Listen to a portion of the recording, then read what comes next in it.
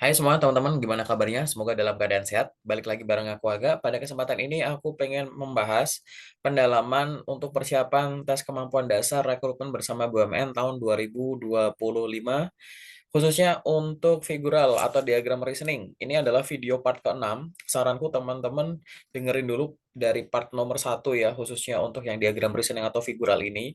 Di video part 6 ini aku hanya pendalaman berdasarkan pengalamanku dan testimoni beberapa teman-teman yang sudah sempat mengikuti tes online tahap pertamanya ini, teman-teman. Bagi teman-teman yang nonton video ini sebagai video pertama dari channelku, salam kenal, selamat datang. Silahkan nanti explore aja semua informasi seputar rekrutmen bersama BUMN tahun 2025 melalui playlist ini, teman-teman. Cari aja BUMN, FHCE BUMN, Magenta BUMN. Teman-teman tinggal dengerin dari playlist paling atas, sesuai dengan kebutuhan, biar lebih gampang ya, teman-teman ya.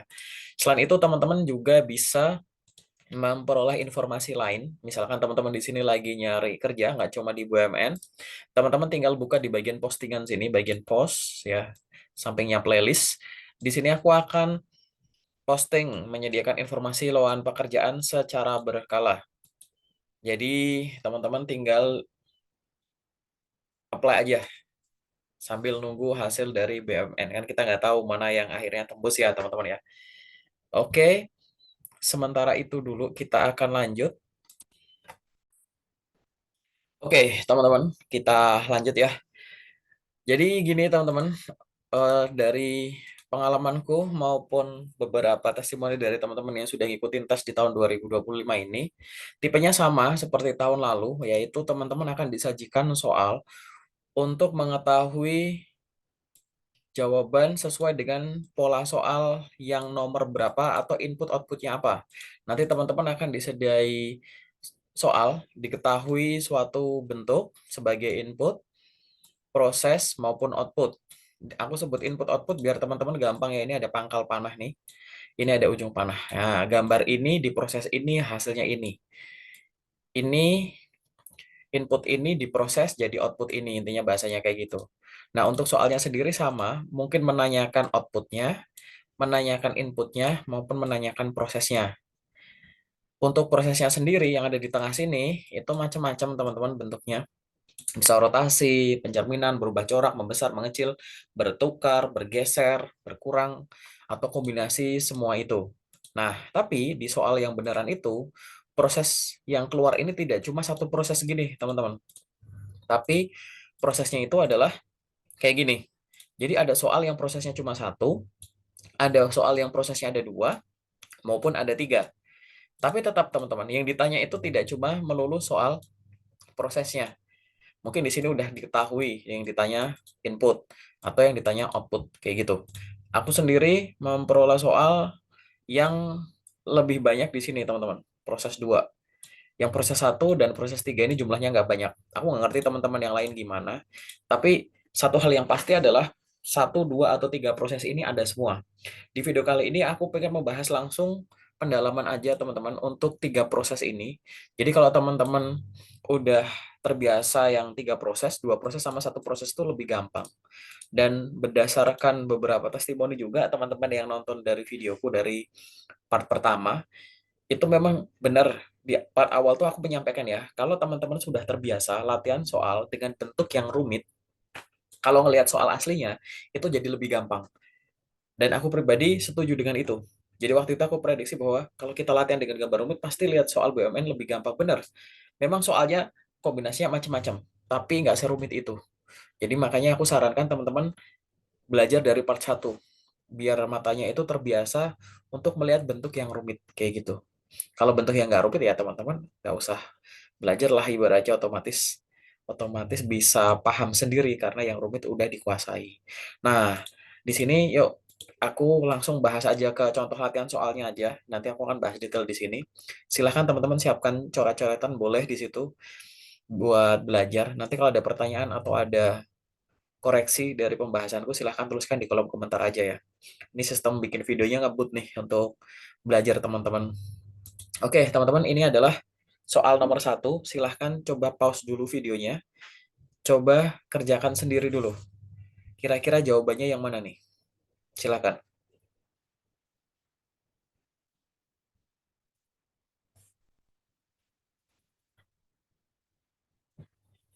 Oke, teman-teman. Untuk soal nomor satu ini jawabannya adalah yang C, yaitu proses nomor 2. Kayak gitu. Nah, ini aku cantumin ya kunci jawabannya. Ini soal nomor 1 sampai 5 itu pola ini. Silahkan teman-teman coba bayangkan. Sadar nggak kalau ini ke sini tuh rotasi 90 derajat searah jarum jam. Ini ke sini tuh pencerminan. Ini berubah corak. Ini bergeser ke kanan. Ini bertukar. Yang tadinya depan ada di belakang. Kayak gitu. Paham, teman-teman? Nah, jadi gini, teman-teman. Aku sering menyampaikan ini ya. Yang nonton dari part satu pasti paham. Kalau yang ditanya itu output atau input, teman-teman cukup berfokus pada angka yang ada di proses, langsung cocokkan di angka yang ada. Misalkan ini 1,4, diketahui 1,4. 5, 3, 2 itu dicoret nggak apa-apa. Kayak gitu ya, 5, 3, 2 gini dicoret nggak apa-apa. Tapi kalau yang ditanyai itu ada di sini, teman-teman, yang ada di proses, maka yang teman-teman lakukan adalah coba secepat mungkin temukan pola yang ada dengan hanya memperhatikan satu bentuk dulu. Jadi misalkan kalau di soal itu ada bentuk kayak gini, teman-teman, ada 3 gini, teman-teman langsung kunci dulu aja, mau lihat bentuk yang mana. Misalkan, oh aku mau lihat bentuk yang ini dulu. Ya udah, liatin ini, gitu. Yang bentuk yang lain jangan dilihat dulu. Teman-teman bandingkan bentuk yang sama yang ada di sisi lain. Nah, bandinginnya langsung satu-satu gambar dulu. Jangan ke distract. Kemudian tentukan dulu perubahannya. Apa sih perubahannya? Misalkan satu, posisi relatif. Contoh, ini kan ada di tengah, ya kan? Tiba-tiba di sini ada di sisi sebelah kanan. Berarti kemungkinan ini adalah digeser. Begitu teman-teman udah paham satu pola, dalam sini langsung pahami, oh digeser. Coba lihat bangun yang lain. Oh ternyata yang lain juga digeser. Boleh tuh dikunci ya, digeser. Terus apa lagi? Teman-teman di sini bisa coba temukan dengan garis bantu.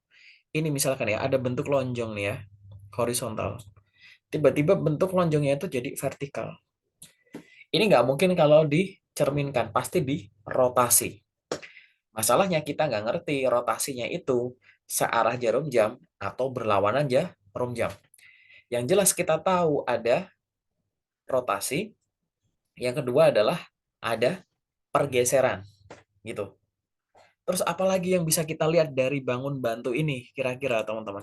Nah, teman-teman bisa ngelihat kalau misalkan udah kesusahan ya lihat bangun ini, misalkan, oh ini kayaknya udah nggak ada lagi nih yang bisa dilihat nih teman-teman, ya kan? Kayaknya ini sama ini apalagi nih ya yang kira-kira bisa dilihat selain di rotasi dan pergeseran kayak gitu. Nah, teman-teman coba ngelihat dari bentuk yang lain boleh nggak? Boleh gitu. Jadi misalkan apa? Teman-teman bisa lihat di sini. Ini kan ada bentuk kayak persegi nih, tapi perseginya persegi panjang sebenarnya. Nah, sisi panjangnya awalnya kan begini, ke arah sana ya, miring begini. Kalau teman lihat, ya kan? Tapi apakah di sini sama? Enggak sih, udah rada ngegeser dikit kayak gitu. Berarti di sini kemungkinan ada pergeseran dan ada rotasi. Nah, kita lihat proses nomor satu ini apa? Oh, proses nomor satu ini ternyata dari sini ke sini rotasi searah jarum jam sebesar 90 derajat. Nah, habis itu teman-teman bayangkan, ini kalau dirotasi 90 derajat gimana? Nah, untuk membantu ilustrasi, ini sama dengan nomor satu yang ada di sini. Itu gambar asli. Nah, setelah kena proses, maka akan menghasilkan suatu gambar di sini. Nomor dua. Nah, nomor dua itu ini ilustrasinya, teman-teman. Coba bayangkan. Gambarnya kalau dirotasi, jadinya kayak gitu. Oke. Oh, ternyata setelah dirotasi, terjadi apa? Nih, ya teman-teman ya. Gambarnya ini relatif kayak gini kan. Persegi panjangnya ke sini gitu. Oh, habis itu kena nomor satu aku nggak tahu apa.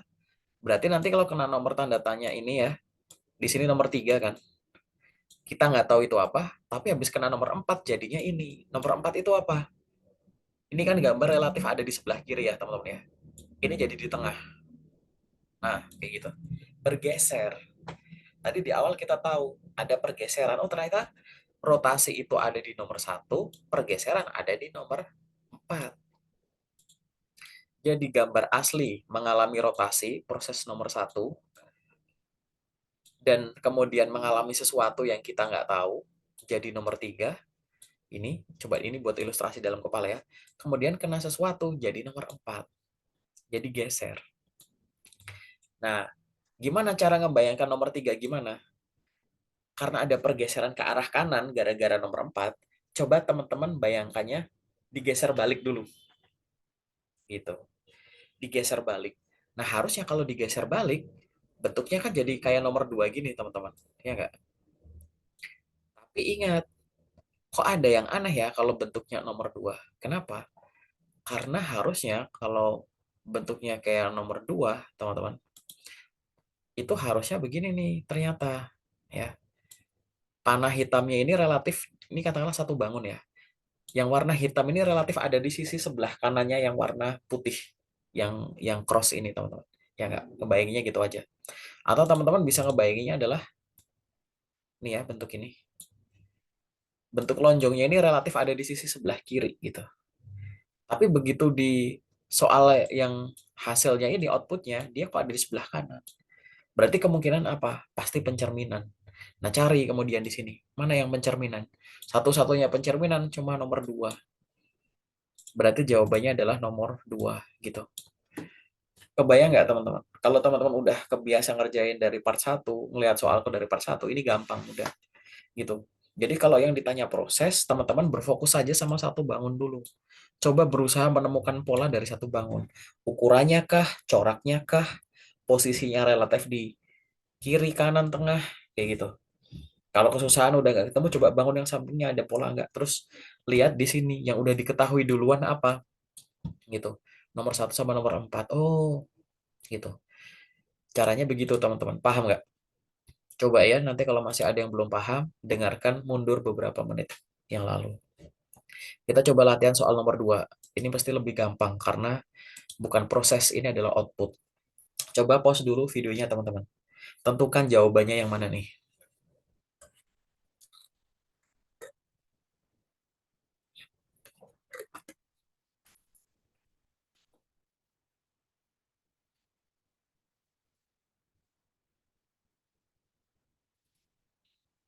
Udah ketemu jawabannya teman-teman? Jawabannya adalah jawabannya adalah yang E, teman-teman. Di sini aku udah kasih bantuan di paling atas, itu adalah pola bentuk yang diketahui di soal nomor 1 sampai 5. Kemudian di atasku ini adalah proses gambar. Jadi proses gambarnya itu yang ada di atasku ini ya. Nomor 1 ini adalah gambar asli, yaitu ini nomor 1. Kemudian setelah kena proses nomor 1, menghasilkan gambar nomor 2. Anggap aja ada di sini ya lokasinya, ini nomor 2. Kemudian setelah diproses gambar nomor 2 ini, hasilnya gambar nomor 3, anggap aja ada di sini ilustrasinya.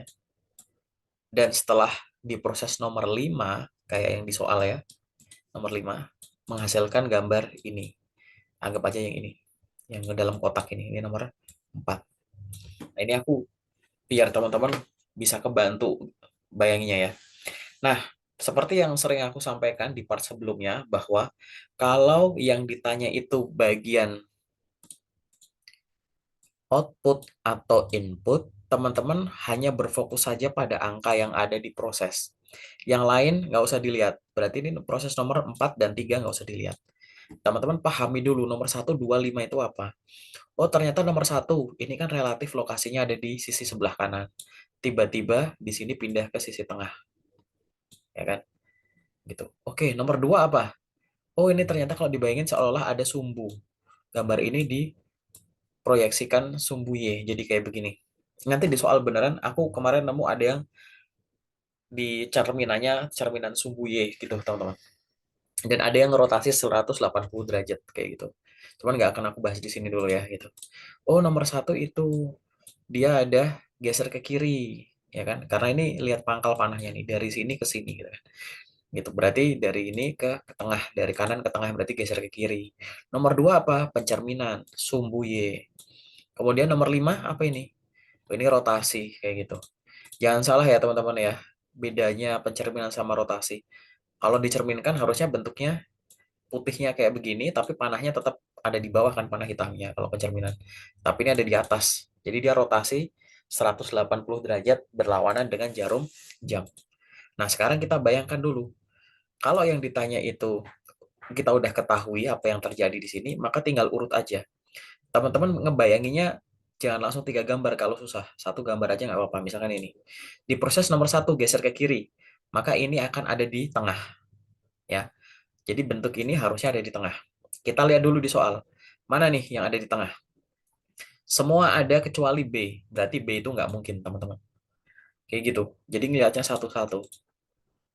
Oke, geser ke tengah. Ini ya ilustrasinya jadi yang ini ya. Oke, setelah itu kena proses nomor dua. Apa itu pencerminan? Kita lihat ya, setelah ini di tengah. Teman-teman kalau ngelihat bentuk rumit, teman-teman bisa manfaatkan jangan jangan ngelihat seluruh bangunnya nggak apa-apa. Bikin sumbu-sumbu tertentu. Misalkan ini. Kan ada hitam begini, kemudian ada sirip nih kan. Sirip ini anggap aja bentuknya begini. Nah, ini. Ini kalau dicerminkan logikanya ya, harusnya kan bentuknya jadi begini. Ya nggak, teman-teman? Kebayang nggak, teman-teman? Bentuknya begini, terus ada begini. Kebayang nggak?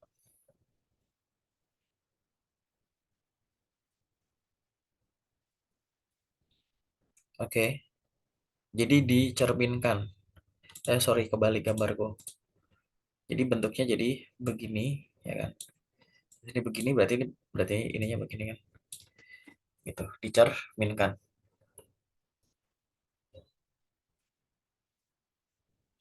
Gitu. Sorry, gambarku yang salah. Jadi ya kayak gini nih. Karena ada cermin. Oke, sudut ini berubah jadi sudut begini. Terus yang ini jadi begini. Nah, kayak gitu, teman-teman. Yang bener gini, ya kan? Oh, dicerminkan tuh jadi begitu. Maka gambarnya adalah yang ini. Kemudian kena proses nomor 5 apa? Rotasi 180 derajat. Kemana? Berlawanan jarum jam. Kayak gitu. Karena gambarnya ini jadi begini. Nah, ya udah, berarti teman-teman bayangkan lagi. Tadi kan bentuknya yang ini kan udah jadi ini nih, teman-teman. Kita ambil aja satu bangun ya. Biar aku nggak salah coret ya. Kemudian teman-teman bayangkan di rotasi. Berarti bentuk bantu yang tadi begini, dia berubah kalau cuma 90 derajat berlawanan jarum jam kan jadi gini. Kalau 180 derajat berarti jadi begini. Gitu. Nah, sekarang lihat antara A, C, D, E. Mana nih yang bentuknya ke atas begini? Kemungkinannya kalau nggak C ya E, ya kan? Tapi kita begitu lihat soal, ternyata C kanan sama kiri bangunnya sama. Ada bangun yang hilang ternyata, padahal ini enggak gitu. Nah, ya udah otomatis yang E jawabannya, teman-teman. Coba sambil dibayangkan, teman-teman.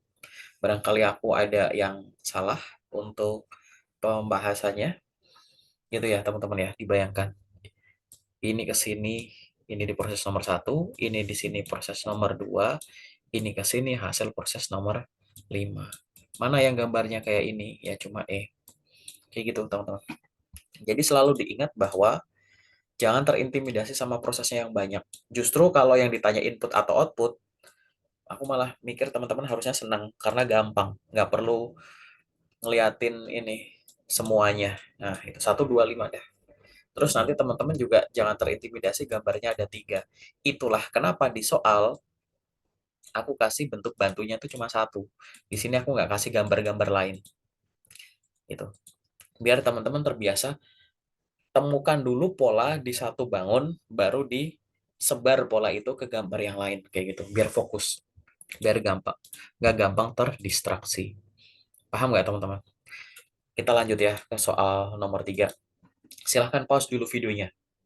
Tentukan Kalau tadi yang ditanya output, kalau ini yang ditanya input. Ini untuk pendalaman saja ya teman-teman ya. Silahkan dikerjakan dulu.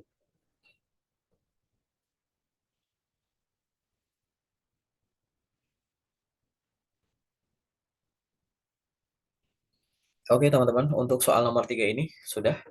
Jawabannya adalah jawabannya adalah yang B. Ya, yang B. Kok bisa? Yang B yang mana? Maksudnya yang B itu yang mana, teman-teman? Nah, gini. Ini urutan prosesnya ya, teman-teman ya. Gambar nomor satu itu adalah yang ini. Ini aku tulis di sini. Gambar nomor 2 ilustrasi ini adalah setelah diproses nomor satu.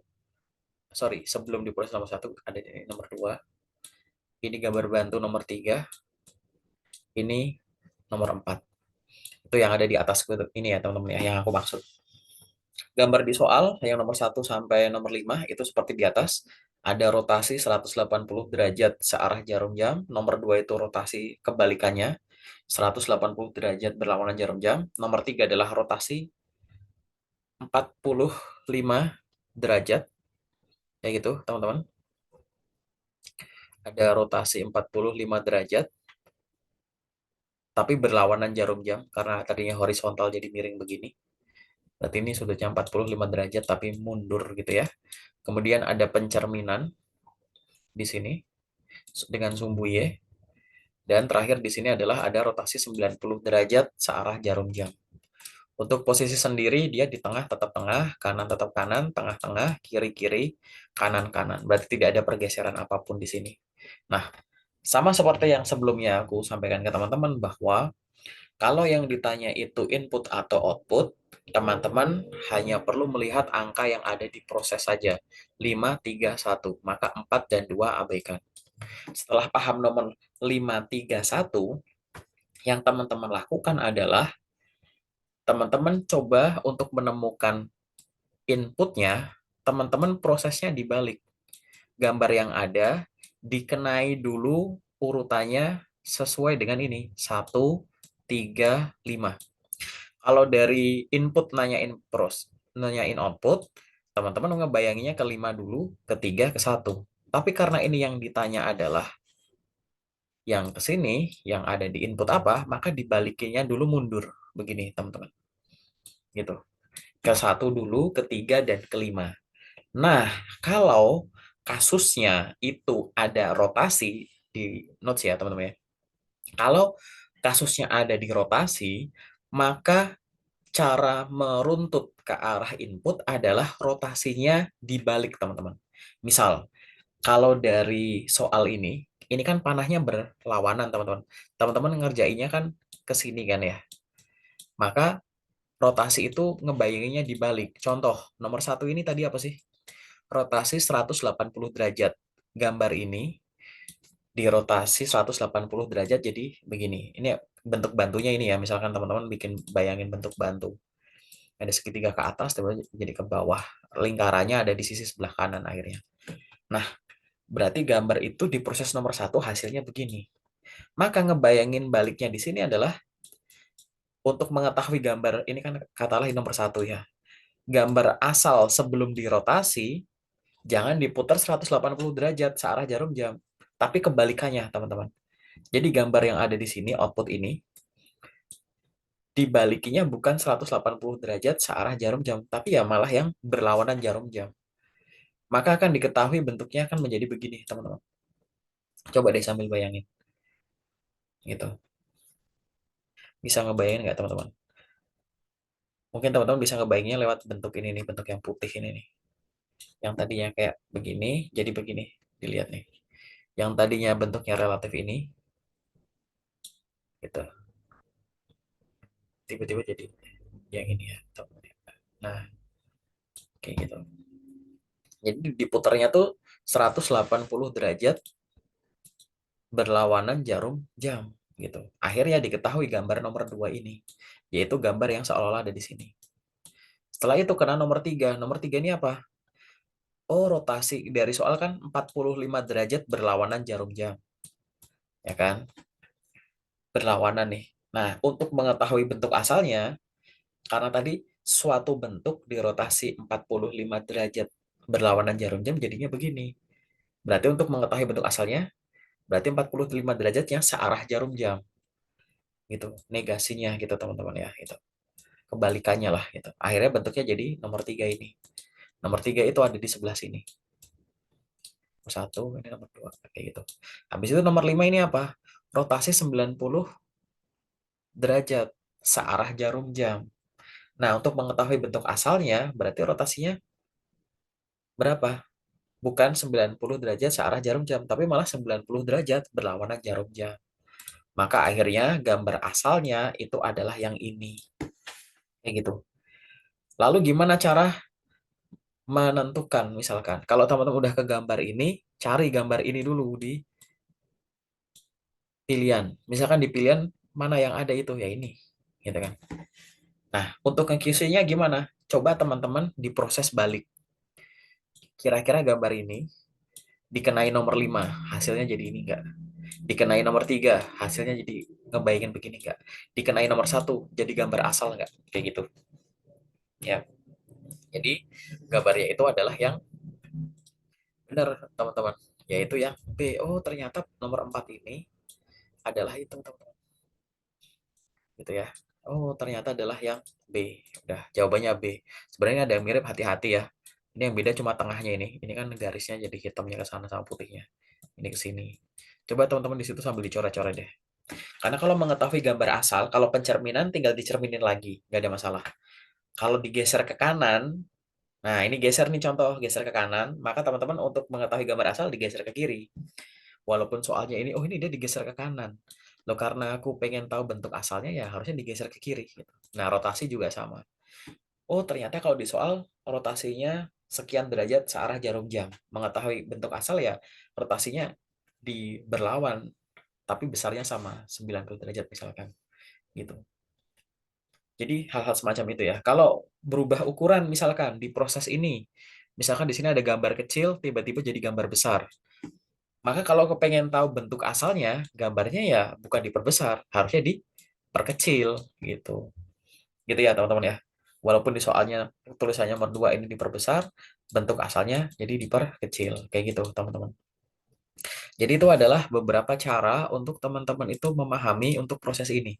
Karena kalau input sama output tuh biasanya caranya agak mudah, yang input sedikit lebih rumit karena proses untuk pergeseran, perubahan ukuran, dan rotasi itu teman-teman harus hati-hati gitu, teman-teman.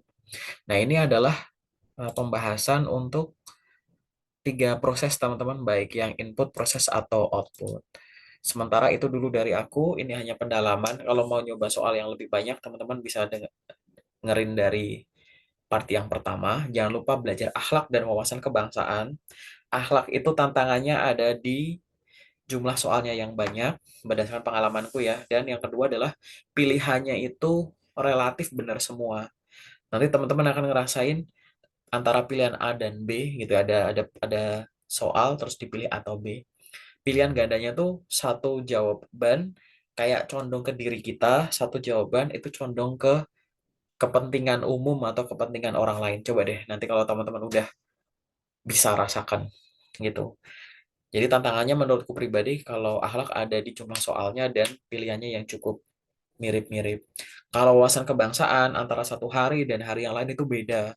Jadi teman-teman perbanyak wawasan. Kalau di sini ada yang belajar CPNS, terus ikut tes BUMN sedikit diuntungkan ya, karena memang CPNS itu kan wawasan kebangsaannya luas. Di BUMN ini luas sih, tapi kan jumlah soalnya cuma 10 gitu. Jadi kita nggak ngerti mana yang bakal keluar. Prediksinya kalau lihat yang kemarin kan banyak yang bikin prediksi tapi pada kelolosan ya teman-teman ya. Ternyata wah di luar nalar gitu, nggak apa-apa. Kita pelajari aja, optimis teman-teman pasti bisa. Sementara dari aku itu dulu teman-teman, nanti ditunggu kalau ada pertanyaan atau ada koreksi bisa tuliskan di kolom komentar. Kalau ada yang mau diskusi seputar karir boleh hubungi aku lewat media yang ada di sini. Aku akan terbuka banget untuk berbagi, aku bisa belajar dari teman-teman, aku bisa membagikan sesuatu yang aku peroleh juga yang mungkin teman-teman belum tahu. Oke, sementara dari aku itu dulu. Sampai ketemu di video selanjutnya. Sukses selalu untuk belajarnya ya.